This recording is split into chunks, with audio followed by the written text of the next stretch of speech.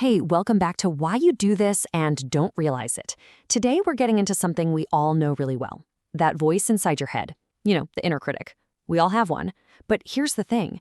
What if being so hard on yourself isn't actually making you stronger? What if it's the very thing holding you back? Let's dig into what really builds strength. Think about it. We're taught that discipline means being tough on ourselves, right? But what if that voice, the one that sounds so responsible and disciplined, is actually the one keeping you completely stuck? It's a huge idea, and honestly, it might just change the way you see yourself and your own progress. All right, so let's talk about how this voice even works and why it feels so much like the absolute truth. It usually just sneaks in during the most normal moments. Maybe you're running a few minutes late, or you make a tiny mistake at work. Maybe you forget something simple. And bam, just like that, the internal monologue kicks in. Sound familiar? Yeah, it's that instant mental replay, that feeling that you've already failed. And notice, it's not just about what happened, it's an immediate judgment on your performance. And then it usually gets worse. See the shift here? This isn't about what you did anymore. Suddenly it's about who you are. It's a question that goes straight for your core identity, and it can do some serious damage. Oh, and this one, the constant, nagging pressure that every single second has to be productive. It's the voice that turns rest into a source of guilt and makes time feel like an enemy you're always fighting. It is just relentless. And here's why it's so tricky. This voice can sound so responsible, can it? It kind of masquerades as you just holding yourself to a high standard. But I want you to think about the feeling it creates. It's not a clear guide. It's a heavy, punishing weight. It takes one little mistake and blows it up into a verdict on your entire character. Okay, so this brings us to a really crucial misunderstanding. So many of us think, if I stop being hard on myself, I'll just get lazy, I'll lose my edge. But that belief mixes up two totally different things. So let's look at the difference, side by side. On one hand, you've got honest self-correction. It focuses on the behavior. It asks, okay, that didn't go as planned, what can I learn from this? But the inner critic, it attacks your identity. It says, that didn't go well, so I must be the problem. One of those paths leads to growth. The other leads straight to shame. And that constant attack on who you are, it has real costs. It doesn't build you up. It actually fuels anxiety and leads to total burnout. And eventually, it can even make you stop trying new things, because the fear of that internal beatdown just feels too big to risk making another mistake. So if this is all so destructive, where does this voice even come from?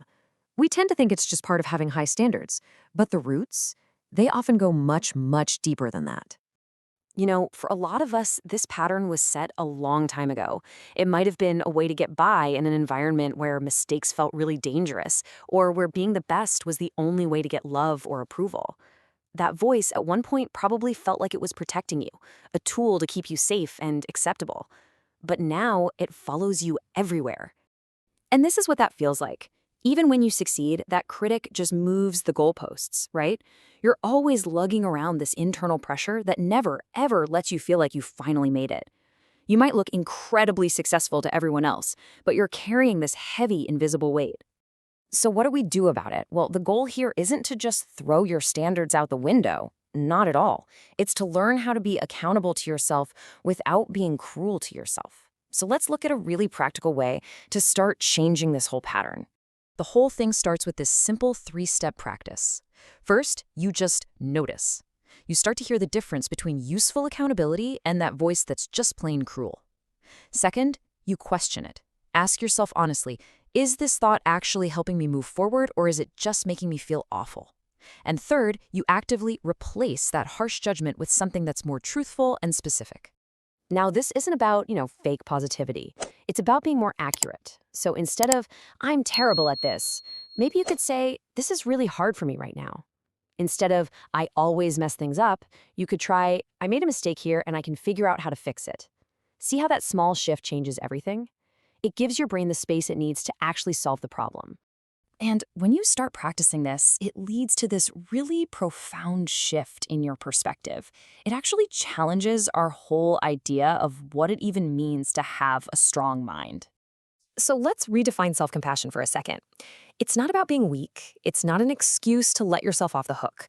Think of it like this. It's not the absence of responsibility, it's the absence of unnecessary internal violence. Real, lasting growth just doesn't require you to be your own worst enemy. And here is exactly why this approach actually makes you stronger. When your internal world feels safer, you're much more willing to look at your mistakes honestly. You can actually stick with the learning process longer. And your progress becomes less about these dramatic pressure-filled bursts and more about steady, consistent growth over time. So here's the bottom line. You do not need to confuse being cruel with being disciplined. Real, effective discipline is clear. It's steady, and it tells you the truth in a way that allows you to actually hear it and learn from it and move forward without collapsing under the weight of shame. So I want to leave you with this question, and I want you to really sit with it. Think about your work, your relationships, your own sense of peace. What's just one thing that could change if that voice inside your head became your ally instead of your enemy? Because making that shift isn't weakness. It's the very foundation of real sustainable strength.